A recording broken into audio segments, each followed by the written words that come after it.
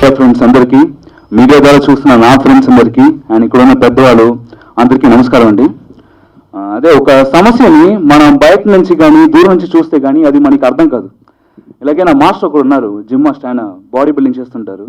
ఆయనతో మాట్లాడుతున్నా, కొంచెం ఫీలింగ్గా మాట్లాడుతున్నా. ఇలా చాలా ప్రాంతంలో నీళ్ళు లెక్క కష్టపడుతున్నారు, నీళ్ళు కూడా దొరికితే కానీ దాన్ని సేవ్ చేసుకొని స్పూన్లో తాగుతున్నారు వాళ్ళు అని ఫీలింగ్గా చెప్తుంటే ఆయన కరెక్టేరా, తెలుసు కదా, నేను కూడా చేస్తాను, బాడీ బిల్డింగ్లో కట్స్ అవ్వాలంటే స్పూన్లోనే నీళ్ళు తాగుతా అంటారు. సో అలాగా వాళ్ళకి ఆ ఫీల్ అర్థం కాదు. అలాగే ఇక్కడ ఒక హయ్యర్ ఆర్డర్ ఆయన స్టేట్మెంట్ ఏం చేశారంటే, మినిమం డబ్బుతో ఇండియాలో ఒక కామన్ మ్యాన్ హ్యాపీగా బతకొచ్చు అని స్టేట్మెంట్ ఇచ్చారు. సో ఏంట్రా ఇది, మంచి డబ్బు ఉంటేనే ఇక్కడ బతకడం కష్టంగా ఉంది, మినిమం డబ్బుతో ఎలా బ్రతుకుతారు, ఏదైనా సెన్స్ ఉందా? సో వీళ్ళందరికీ, సో వాళ్ళు డబ్బు మధ్య ఉన్నారు కాబట్టి వాళ్ళకి దీని కష్టం తెలియట్లేదు.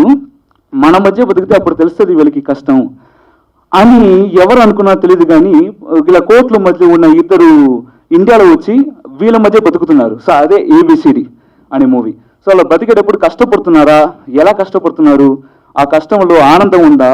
So all these revolves ABCD మూవీలో.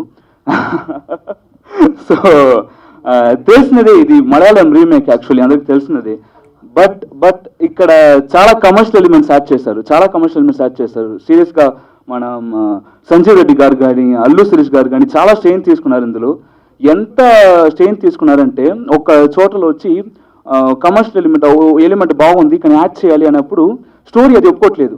ఎలా యాడ్ చేయాలి అన్నప్పుడు పర్లేదు స్టోరీ మార్చండి అనేసారు. So they are so keen that audience should be entertained.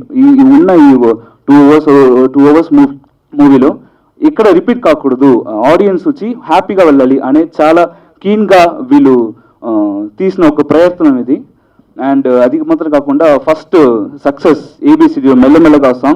అందరికీ థ్యాంక్ యూ దాన్ని సక్సెస్ చేసినందుకు. సో అలాగే మీ అందరికీ నచ్చుతుందని అని I hope. So I take leave. Thank you so much for